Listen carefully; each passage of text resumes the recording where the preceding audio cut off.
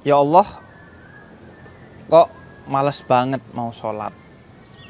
Itu sesuatu yang sering ada di pikiran kita. Utamanya ketika kita berada dalam keadaan yang sulit dan kita menyadari kita mau minta pertolongan kepada Allah, tapi ternyata kita selama ini jauh dari Allah dengan meninggalkan sholat atau paling tidak bermalas-malasan dalam sholat kita. Itu juga kadang muncul ketika kita dalam keimanan yang sedang baik, kemudian kita merasa kok sholat ini malas untuk kita lakukan. Ada beberapa hal yang menjadi sebab malasnya kita atau beratnya kita dalam mendirikan sholat. Yang pertama adalah karena kita tidak mengetahui betapa buruknya orang yang malas dalam sholat dan betapa besarnya ancaman Allah bagi orang-orang yang malas dalam sholat. Bukan yang tidak sholat. Kalau tidak sholat udah selesai deh. Tapi orang yang malas sholat pun Allah begitu tegas dalam menekankan ke mereka betapa buruknya orang-orang yang malas dalam sholat. Dalam surat Al-Ma'un ayat keempat, Allah menyebut orang yang malas dalam sholat itu sebagai orang yang mendustakan agama. Artinya dia muslim tapi tidak mau menjalankan perintah utama dari Islam. Dalam surat An-Nisa 142, Allah menyebut orang-orang yang malas dalam sholat itu sebagai orang-orang yang munafik. Artinya dia mengaku muslim tapi tidak menjalankan perintah utama dengan baik dari keislamannya. Dalam surat At-Taubah 54, bahkan Allah menyerupakan orang-orang yang malas dalam sholat sebagai orang yang menyerupai orang-orang kafir. Karena jarak pertama dan utama antara kita sebagai muslim dan kekafiran adalah pada sholat itu sendiri. Maka jika kita tahu kalau malas dalam sholat saja begitu dahsyat Allah bersikap tegas, apalagi ketika kita lalai dalam sholat atau ingkar dalam sholat, tidak sholat. Yang kedua, seorang menjadi malas dalam sholat lantaran dia tidak mengetahui atau tidak menyadari manfaat sholat, baik secara lahir dan apalagi secara batin.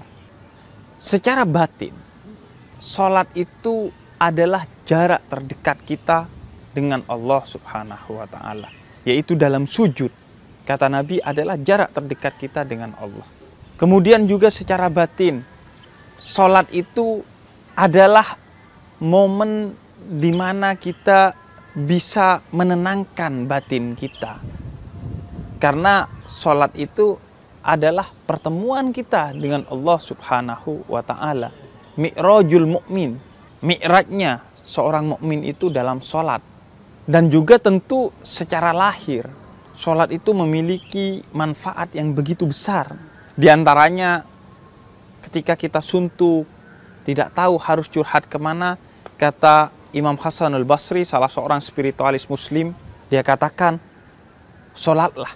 Karena sholat adalah momentum kamu bercerita kepada Allah. Adapun momentum Allah bercerita kepada kamu, maka bacalah Al-Quran.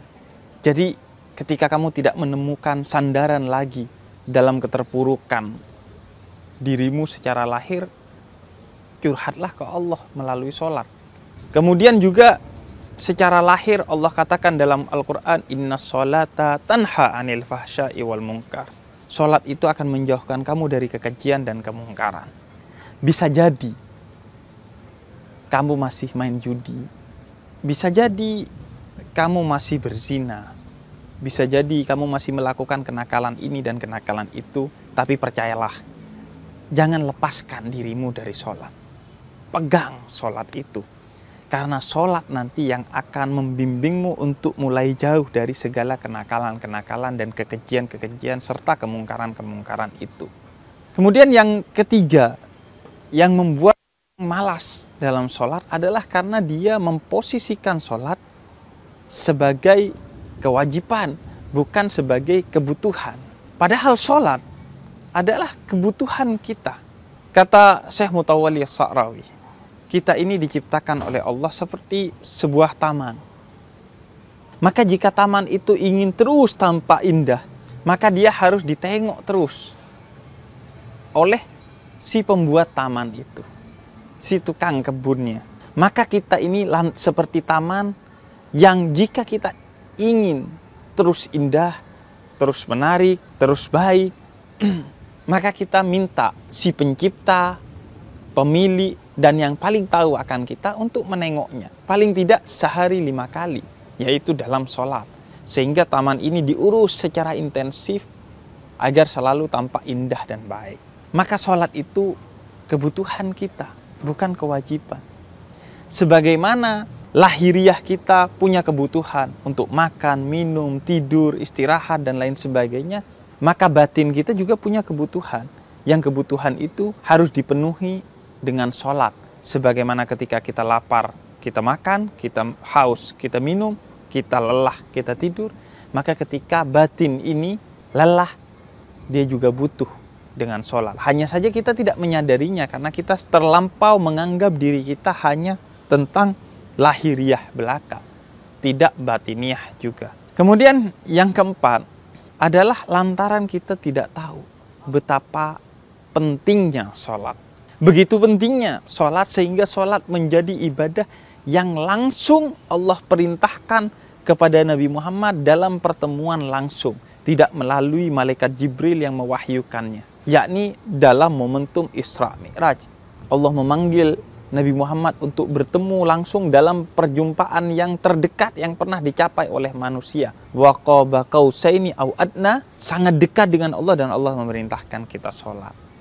Maka ibarat kata Nabi Muhammad sedang traveling pada saat itu, mega traveling Isra Mi'raj, maka oleh-oleh terbaiknya, mega oleh-olehnya adalah sholat. Apakah kita akan mengabaikan, bermalas-malasan dengan oleh-oleh terbesar yang diberikan oleh Nabi Muhammad tersebut, yang itu diberikan oleh Allah?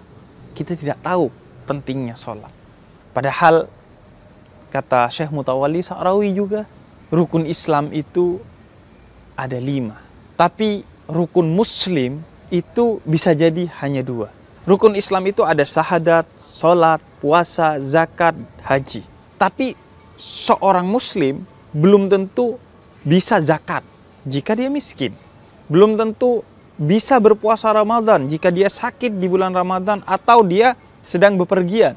Belum tentu bisa haji jika dia tidak memiliki biaya haji. Maka rukun yang pasti bagi seorang Muslim tidak bisa ditinggalkan adalah yang pertama syahadat, dan yang kedua sholat. Mau dalam keadaan sakit, Anda harus tetap sholat. Mau dalam keadaan tidak mampu, Anda harus tetap sholat. Mau dalam keadaan semiskin apapun, Anda harus tetap sholat. Dan bersemangat dalam sholatnya.